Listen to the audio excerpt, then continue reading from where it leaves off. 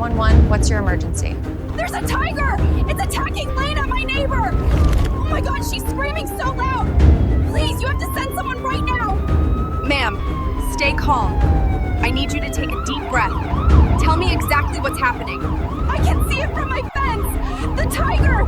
Samson! It's on her leg! He's dragging her, rolling her across the dirt! Stay with me. Help is seconds away now. Stay safe and keep your distance.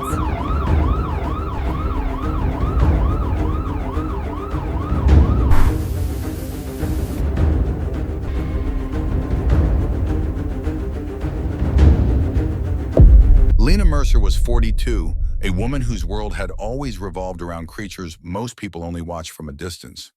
Her quiet property outside Ocala, Florida, wasn't just a home, but a sanctuary, shaded oaks stretching across her fields, the air thick with the calls of hawks and the rustle of brush where injured foxes and raccoons sometimes scurried back into the wild. From bobcats with broken legs to hawks that had lost their wingspan to power lines, Lena nursed them all. Neighbors said the land felt alive in a way ordinary farms didn't. Yet no animal claimed her heart like Samson the Bengal tiger she took in as a tiny cub back in 2011. Officials had raided a hidden breeder, and amid cages reeking of urine and decay, she found him a striped infant no larger than a house cat, paws oversized and clumsy. She carried him away wrapped in a blanket, his faint cries muffled against her chest, and from that moment forward, Samson was hers. Friends recalled the way she laughed, saying he imprinted on her, like a duckling mistaking her for his mother. She applied for and secured the federal and state permits that allowed her to keep him, legally establishing a small rescue and rehabilitation center that became her life's mission. By age 3, Samson had become a muscular predator, tipping past 300 pounds, his gait fluid and deliberate. 2 years later, at nearly 500 pounds, his body stretched more than 9 feet from nose to tail. Glossy black stripes curled around muscle that rippled with each step. Wildlife officers visiting for inspections didn't see a house pet, they saw raw power contained only by fencing. They warned her. They reminded her that apex predators never forget what they are. Yet Lena dismissed it, smiling as she groomed his coat by hand or posted videos online of him curling at her feet as she read. Images spread Samson with his massive head resting across her lap, nudging her palm like a Labrador. Some viewers marveled, others recoiled. One longtime volunteer later admitted, she treated him like her child. Maybe that was the problem. For 12 years, nothing tragic occurred until the day it finally did. Samson's growth never slowed. At 7 years old, he weighed close to 600 pounds, his chest wide as a barrel, his amber eyes glowing through the dusk. Neighbors heard him at night, guttural growls reverberating like distant thunder, sometimes followed by the metallic slam of his body, testing the reinforced enclosure. Visitors told of moments where, with no provocation, Samson lunged at the fence when they drew too near, hissing with a sound that rattled the ribs. A delivery driver recalled freezing in place when Samson bared teeth at the sight of Lena approaching with a bucket of meat, his roar echoing across the property like a breaking storm. Lena brushed it off publicly as moody play, but experts saw a darker pattern. Dr. Elias Thorne, a seasoned animal behaviorist, explained later, a tiger raised from birth still carries ancient instincts in every muscle fiber. They don't bond the way dogs do. They place you within their environment, sometimes as family, sometimes as competition, and sometimes as prey. But Lena wouldn't see it that way. To her, Samson was her son, her proof that love conquered wildness. The red flags grew louder. The first undeniable incident came one spring morning while Lena cleaned Samson's smaller den. She crouched over the concrete floor, scrubbing hard when his paw suddenly swiped through the air and caught her arm. The impact knocked her off balance, 4 deep gashes tearing into her skin, blood dripping down onto the bleach-soaked ground. She wrapped the wound herself and insisted it was clumsy play. But a junior handler later told investigators it wasn't clumsy. He looked right at her before he struck. She never reported it. As months passed, feeding time became more volatile. Samson slammed his tail against the walls with booming cracks. His jaws snapped at the steel bucket, the air vibrating with each strike. One morning, Lena tossed in a whole chicken, and he lunged, teeth clamping down with such force, the chain links rattled like thunder. Despite the warnings, Lena carried on. Social media lit up with her photos, Samson sprawled in the grass, her hand on his back as though he were an oversized cat, Samson rumbling low as she scratched beneath his jaw. To supporters, she was a hero, living proof of harmony between human and beast. To critics, she was reckless, tempting fate behind a facade of love. Local news ran segments questioning the safety of keeping a 500-plus-pound tiger in a rural backyard. Wildlife officials noted every incident in their files, but lacked grounds to intervene as long as her permits remained valid. Each growl, each swipe, each rattling lunge became part of a mounting record. A record that would later form the spine of investigations when everything came crashing down. The truth was simple and harsh. Samson was never meant for a backyard enclosure, no matter how lovingly built. Captive from birth, yes, but still wired with every ounce of strength, speed, and dominance bred by millennia. Lena's property was a sanctuary only in her mind. To Samson, it was a pen, a gilded cage with walls he could test but never escape. And though Lena believed her affection forged an unbreakable bridge, her love could not strip away the wild blueprint etched into his muscles and bones. Every year, he grew larger, stronger, more restless. And every year, the line she walked between devotion and danger grew thinner until it was nearly invisible. When investigators later pieced together the years leading to the tragedy, animal experts were blunt in their assessments. Samson's story, they said, was textbook and arc, seen in captive big cats across the country. Dr. Elias Thorne, who had consulted on several tiger-related fatalities before, explained that size alone changes the equation. At 100 pounds, people think they can manage, he told reporters. At 300 pounds, you're dealing with muscle and reflexes faster than a human can react. At 600, the tiger isn't a companion, it's a force of nature. A single paw strike can break bones. A single bite can crush a skull. Behavioral specialists noted the warning signs that had escalated in plain view. Food guarding, lunging at enclosures, tail slamming, low guttural roars at night, each was a physical marker of mounting stress and territorial assertion. Dr. Marissa Crane, a carnivore ecologist, explained it in practical terms. Captive tigers live in artificial spaces. They don't have the miles of forest they'd roam in the wild. That pressure builds. What looks like affection one moment can flip into a challenge the next, because their environment denies them the natural release their instincts demand. Even the so-called playful moments were reinterpreted under harsher light. Videos showing Samson nudging Lena's hand or lowering his head into her lap were not signs of domestication, experts said, but signals of possession, ritualized behaviors meant to claim resources. To the untrained eye, it looks like love, Dr. Thorne added, but biologically it's dominance display.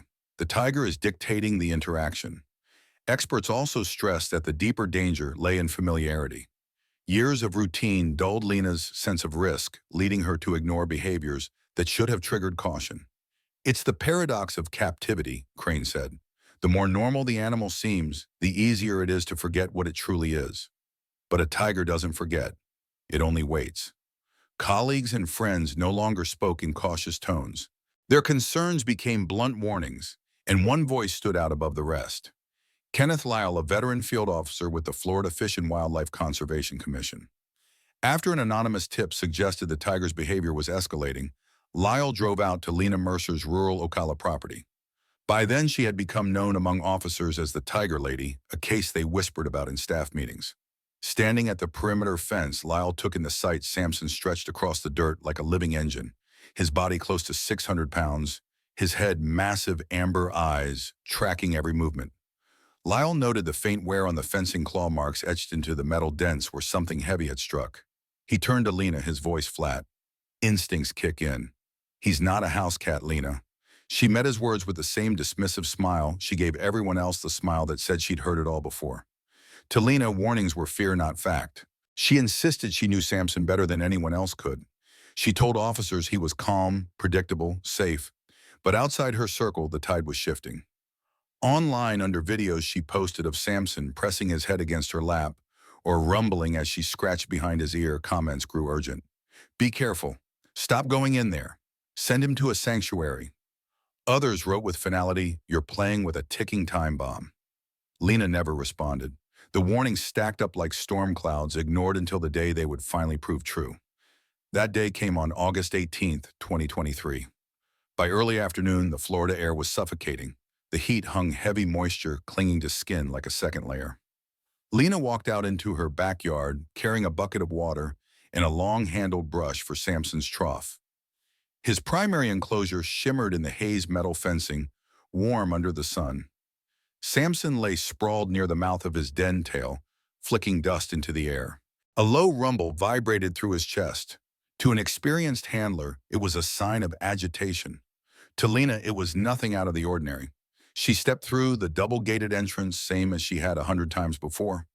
What she didn't know was that Samson had been fed less than an hour earlier, a full haul of raw venison. Full, yes, but restless. For predators, a heavy meal doesn't bring calm. It sharpens edges, heightens irritability.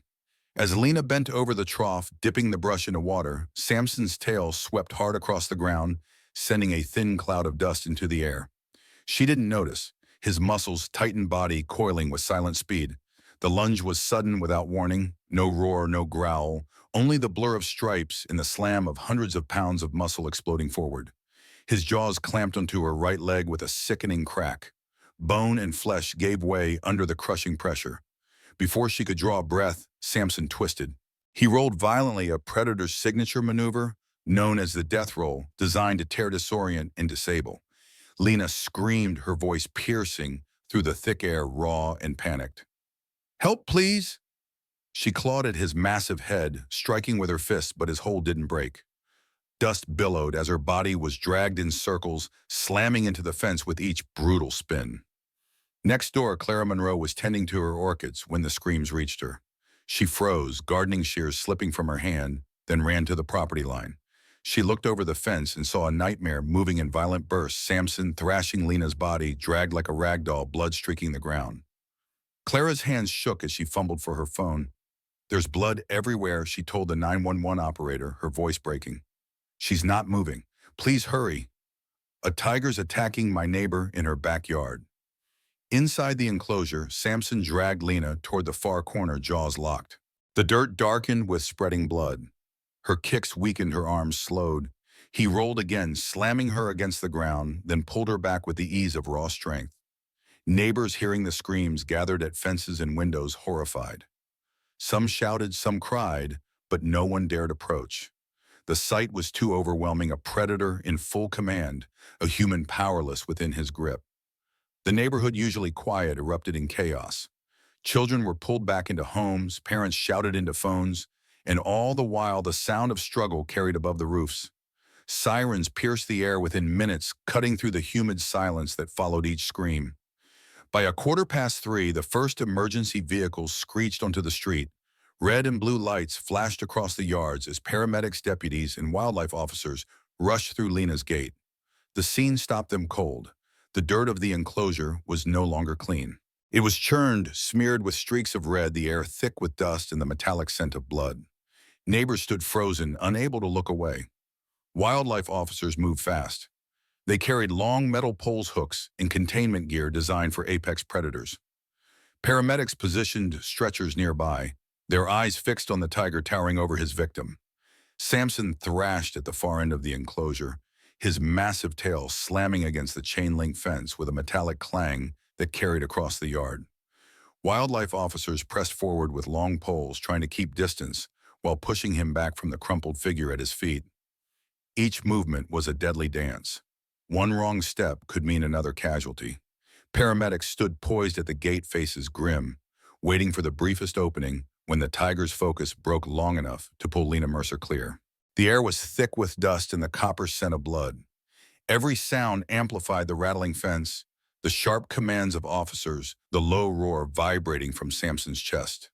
When at last they managed to distract him with poles and a loud metallic bang against the enclosure wall, 2 responders sprinted inside. They dragged Lena out through the double gate, her body limp, pale, covered in horrific wounds. Her right leg bore the unmistakable bite marks of a tiger muscle, shredded bone crushed. Deep lacerations striped her torso and arms, where claws had torn through flesh. She had lost staggering amounts of blood, her skin clammy, her pulse fading. Paramedics dropped to their knees, working quickly, compression bandages, IV lines, oxygen masks. Yet she never regained consciousness. Within minutes, Lena was loaded into an ambulance that sped toward Ocala Regional Medical Center. Sirens wailed down the narrow streets, lights flashing across stunned neighbors still gathered in shock. Inside the trauma bay, surgeons fought to keep her alive. They transfused blood-stabilized fractures, tried to control the catastrophic internal bleeding. Hours dragged by as machines beeped and staff worked with grim determination. But the damage was too severe. Late that evening, in a sterile room heavy with the hum of equipment, Lena Mercer was pronounced dead. Back at her property, the crisis was not yet over. Under state wildlife protocols, any dangerous captive animal involved in a fatality is treated as an active threat.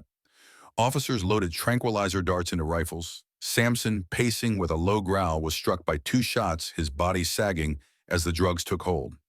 Once sedated, he was euthanized on site, the decision swift and final. The tiger Lena had raised from a helpless cub, the animal she called her son, was gone. The chapter ended not with the quiet companionship she envisioned, but with containment, death, and grief. Word of the attack spread fast.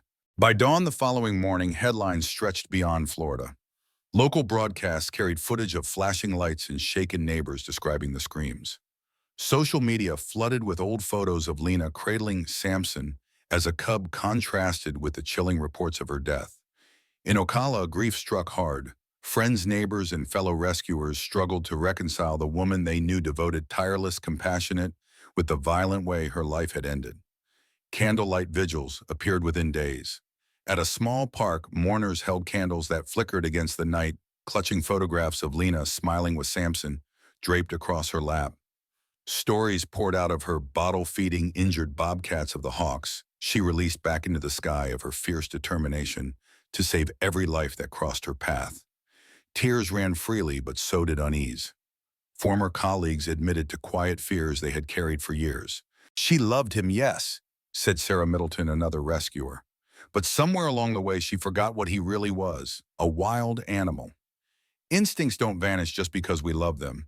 The deaths of both Lena and Samson reignited fierce debate across Florida. Animal rights advocates demanded stronger laws. Wildlife officials, pointing to decades of incidents, argued for stricter licensing and bans on keeping predators in residential settings. On national news panels, experts dissected the tragedy. "Domestication is a myth," stated Dr. Marcus Lanning, a leading specialist in big cat behavior. "You cannot train the nature out of a tiger. Their DNA is written for survival. When they reach maturity, instincts surface, and sometimes those instincts kill." Other experts focused on context. Dr. Leah Torres, who has spent more than 20 years studying large cats, pointed to Samson's size and the timing of the attack. When a tiger grows past 600 pounds and 9 feet in length, territorial instincts intensify. No matter how familiar Lena was inside his enclosure, she became competition, a figure to be challenged. The attack took place less than an hour after feeding a window when aggression spikes.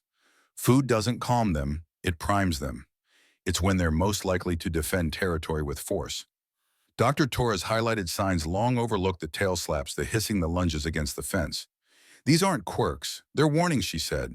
"Humans misread them because of emotional bonds. They see affection where there's possession, calm where there's calculation. But these animals are predators. They don't stop being predators." Her conclusion was blunt. "This tragedy underscores a simple truth: wild animals must be respected for what they are: powerful, unpredictable, and untamable." In the weeks that followed, Lena's story spread as a cautionary tale. Legislators promised to review Florida's exotic animal regulations. Rescue organizations released statements urging the public not to mistake passion for safety. Neighbors continued to leave flowers and notes at her property gate, where the sound of Samson's growl would never echo again. Photos of Lena's memorial candles flickering around framed images of her, with cubs, hawks, and foxes, captured the fragile line she had crossed. Lena Mercer dedicated her life to saving wildlife. But in her attempt to tame what could never be tamed, she lost everything.